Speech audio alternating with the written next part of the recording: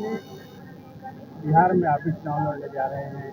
बिहार सरकार नीतीश कुमार ने आज घोषणा किया है कि वो 125 यूनिट बिजली फ्री देंगे लोगों को। कैसे देखेंगे इस प्लान? देखिए, आज के 22 साल पहले हम लोग इसी बात को कह रहे थे कि जो गरीब कमज़ोर बिजली का बिल नहीं दे पा रहा है उसको 200 यूनिट बिजली फ्री दिया जाए। प्रदेश में ही नहीं, देश में जातिवार जनगणना कराई जाए। हम लोग कहते थे कि जो आरक्षण व्यवस्था है उसमें जो आरक्षण का लाभ नहीं ले पा रहे हैं उसको बांट करके आरक्षण में उनको आरक्षण भी मिलना चाहिए जो नहीं पा रहे हैं।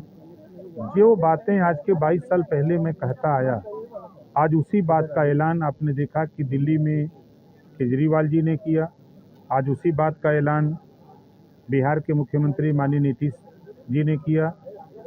जिस जातिवार जनगणना को लेकर के हम लोग परेशान रहा करते थे, आज देश के प्रधानमंत्री माननीय नरेंद्र मोदी जी ने जातिवार जनगणना कराने के लिए कैबिनेट से मंजूरी दे दिया, जिसको कोई उम्मीद नहीं किया था।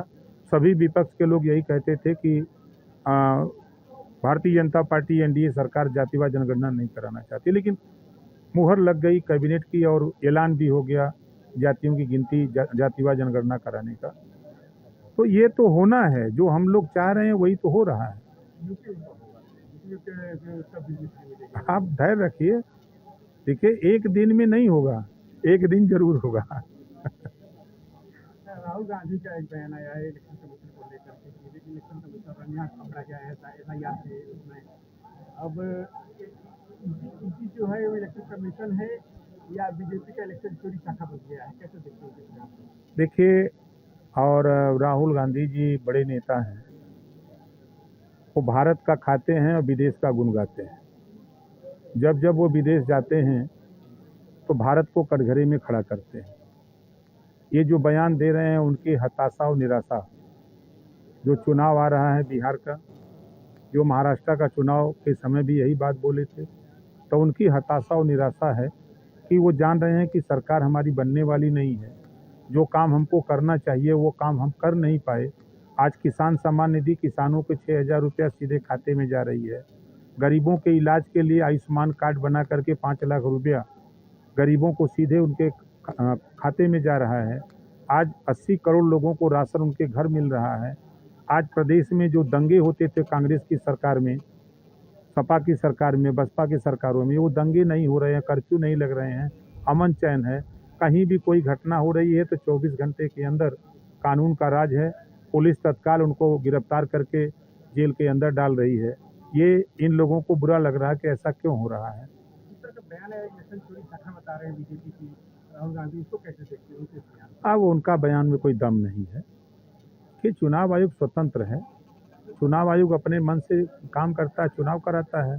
अब इन लोगों को बुरा लग रहा है कि वोटर लिस्ट में जो मर गए हैं उनका नाम मत निकालो, जो 18 साल के हो गए हैं उनका नाम मत जोड़ो, जो बिहार से छोड़ करके जो कोई दिल्ली बस गया, कोई महाराष्ट्र बस गया, कोई गुजरात चला गया, कोई महाराष्ट्र चला गया, जो अलग अलग स्टेटों में चले गए वहाँ जाके बस गए हैं, वहाँ की मतदाता सूची में नाम हो गया है, अब उनका नाम निकाला जा रहा है। तो इन लोगों को तकलीफ हो रही है कि भाई देश में एक ही जगह आप मतदाता सूची में नाम रहेगा, चाहे बिहार रखो और चाहे महाराष्ट्र, बंगाल, दिल्ली, कलकत्ता, जहाँ मर्जी वहाँ रखो।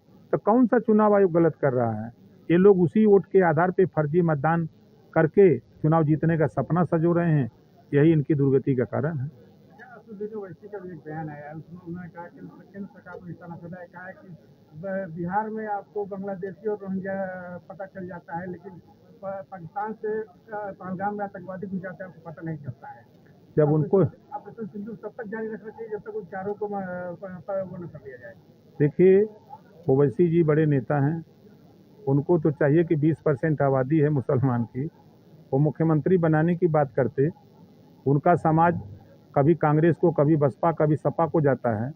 वो खुद कहते हैं कि भाई ये जो वोट देने वाले लोगों, सपा, बसपा, कांग्रेस के, उन नेताओं से कहो, मुस्लिम नेता जाके अपने नेता से कहो कि मुख्यमंत्री आगे 27 में चुनाव यूपी आ रहा है, 25 में बिहार आ रहा है, जो मुसलमानों का वोट लेने वाले लोग हैं वो मुसलमान को क्या मुख्यमंत्री बनाएंगे? इसका ऐलान करें।